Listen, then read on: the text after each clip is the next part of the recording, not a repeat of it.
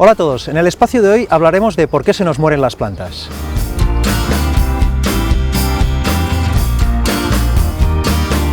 El primero de los aspectos que tenemos que tener en cuenta a la hora de saber por qué se nos mueren las plantas es qué ciclo de vida tiene la planta de la cual estamos hablando.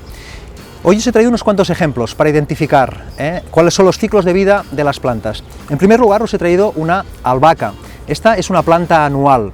Una planta anual es una planta que desarrolla su ciclo de vida en un periodo relativamente corto de meses. Germinan, crecen, florecen y fructifican y una vez han desarrollado estas fases se mueren. Es decir, si una albahaca se nos muere, no tenemos por qué preocuparnos. Si ha hecho todo su ciclo de vida es normal, ha llegado al final de su crecimiento. En este caso, la albahaca, cuando florezca, fructifique y haga sus semillas, la planta se morirá, pero la descendencia está asegurada a través de sus semillas. Otro ejemplo de planta anual sería, por ejemplo, un tajete. Es otra especie que haría un ciclo de vida anual como la albahaca. Especies anuales podemos encontrar muchísimas en los centros de jardinería, tales como el tajete, las begonias, las alegrías y tantas otras.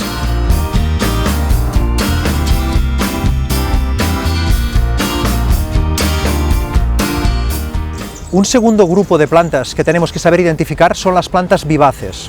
Por ejemplo, los geranios o las margaritas. Estas especies, aun siendo herbáceas, nos durarán diferentes periodos de años, es decir, no se nos morirán en un solo ciclo, ¿de acuerdo?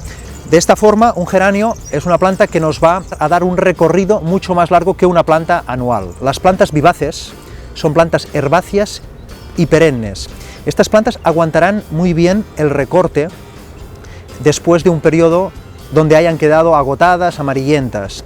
También cabe decir que aunque sean plantas con capacidad para perdurar diversos años, en función de la climatología del lugar donde se encuentren, puede ser que no superen los periodos invernales. Es decir, si estamos en una zona interior con un clima frío, un geranio o una margarita, después de estos fríos, puede ser que no sobrevivan. Otro de los aspectos fundamentales a la hora de conocer por qué se nos mueren las plantas es el estado sanitario de las raíces de nuestras plantas. Las plantas necesitan agua en la justa medida, necesitan un nivel constante de humedad, pero el exceso y el defecto de agua son mortales para las plantas. En este sentido, uno de los principales problemas o errores a la hora de regar nuestras plantas es, una vez hacemos el riego, dejar el agua sobrante estancada en el plato. Este agua lo único que provocará es el encharcamiento del sustrato, la falta de oxígeno para las raíces y su muerte.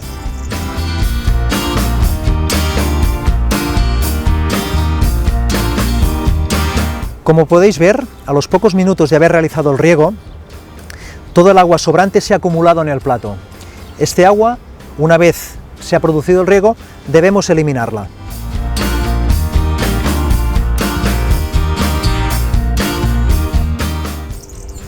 Esta planta ha quedado perfectamente regada. Hemos eliminado el agua que ha sobrado del riego para mantener las raíces perfectamente aireadas y no la deberemos volver a regar hasta que comprobemos que el sustrato ha perdido prácticamente toda el agua. Esto lo podemos realizar de dos formas, bien tocando el sustrato con un dedo o bien sopesando el peso de la maceta.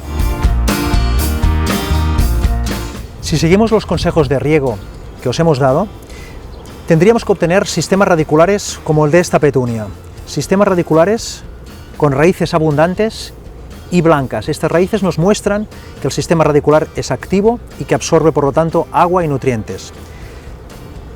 En cambio, si la práctica de riego no ha sido adecuada y hemos regado en exceso, obtendremos sistemas radiculares pobres, raíces podridas, negruzcas y la parte aérea totalmente defoliada. Otro aspecto fundamental para tener unas raíces sanas es asegurarnos de que utilizamos un sustrato de óptima calidad. Un sustrato tiene que permitir retener el agua necesaria para el correcto desarrollo de las plantas, al mismo tiempo que aporta el oxígeno necesario para que las raíces respiren. Sustratos excesivamente compactos o excesivamente negruzcos nos pueden indicar que estamos delante de un sustrato de baja calidad. Por último, un consejo para garantizar un correcto drenaje del agua en el sustrato sería rellenar el último centímetro de la maceta con un material drenante tipo grava o piedra volcánica.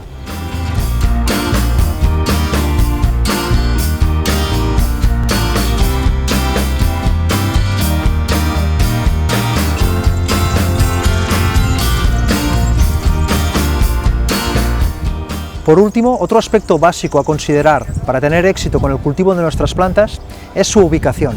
En este sentido encontraremos plantas que se adaptan bien a nuestros jardines, al exterior, en condiciones de sol, de pleno sol, y también en condiciones de sombra o semisombra. Por otro lado, también tendremos plantas que, porque son muy sensibles a las bajas temperaturas, se adaptarán mejor a las condiciones de interior, ¿vale? Muchas de ellas también con necesidades de luz, por lo tanto tendremos que situarlas cerca de las ventanas, y otras que tolerarán exposiciones menos luminosas. Por lo tanto, ubicar la planta en un lugar inadecuado será motivo de tener problemas o incluso de provocar la muerte de nuestras plantas. En definitiva, para conocer las necesidades de las plantas que vamos a utilizar, tendremos que recurrir a profesionales que nos puedan asesorar perfectamente. En este sentido también podemos utilizar las etiquetas que muchas de las plantas llevan ya incorporadas. Estas nos informarán sobre cuáles son las necesidades específicas de la planta que vamos a utilizar.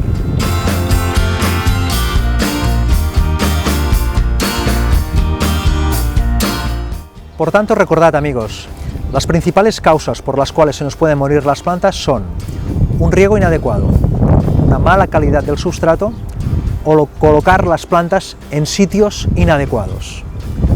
Esperemos que estos consejos os hayan servido. Hasta pronto.